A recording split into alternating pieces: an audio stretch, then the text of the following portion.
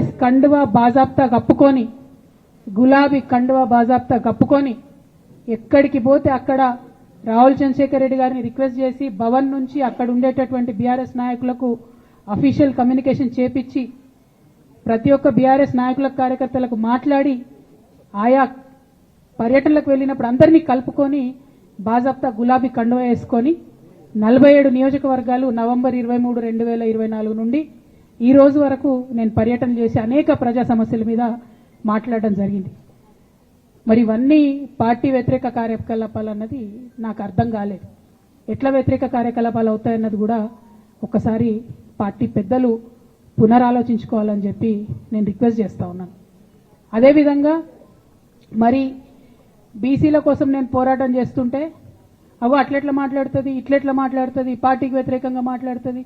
అరే నేను కాంగ్రెస్ పెద్దల మీద ఒత్తిడి తీసుకొస్తుంటే బీసీలకు 42% అమలు చేయాలంటే ఏది పడితే అది చిల్వల్ పల్వల్గా నా మీద రాపించడం, ప్రచారం చేయడం, చాలా దారుణమైనటువంటి పనులు పార్టీలో ఉన్నటువంటి కొందరు పని కట్టుకొని కత్తి కట్టుకొని నా మీద చేయడం జరిగింది. అట్లానే నేను ఒక మాట ఏమన్నా, సామాజిక తెలంగాణ సాధన కోసం నేను కట్టుబడి ఉన్నా అన్న. దానిలో తప్పేముంది?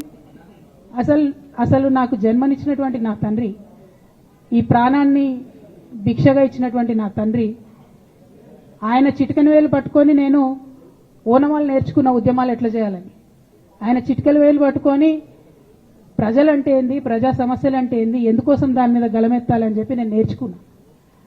ఆ నాయకుడి స్ఫూర్తిగానే నేను సామాజిక తెలంగాణ మాట్లాడినా.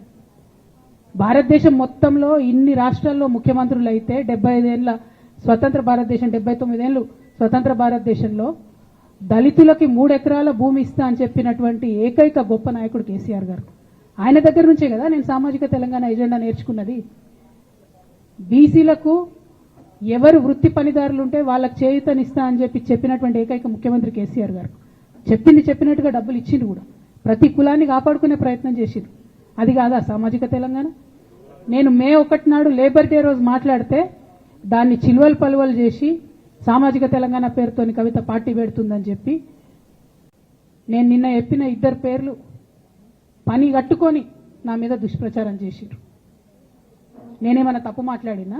బీఆర్ఎస్ పార్టీ వ్యతిరేకమా సామాజిక తెలంగాణ నినాదానికి? బీఆర్ఎస్ పార్టీకి సామాజిక తెలంగాణ అవసరం లేదా? భౌగోళిక తెలంగాణ వస్తే సరిపోతుందా? బంగారు తెలంగాణ కావాలని కేసీఆర్ గారు ఇచ్చిన నినాదమే కదా. బంగారు తెలంగాణ అంటే ఏంది? హరీష్ రావు ఇంట్లో బంగారం ఉంటే, సంతోష్ రావు ఇంట్లో బంగారం ఉంటే బంగారు తెలంగాణ అవుతుందా? కాదు కదా. ప్రతి ఒక్క సమాజం బాగుంటేనే బంగారు తెలంగాణ అవుతుంది.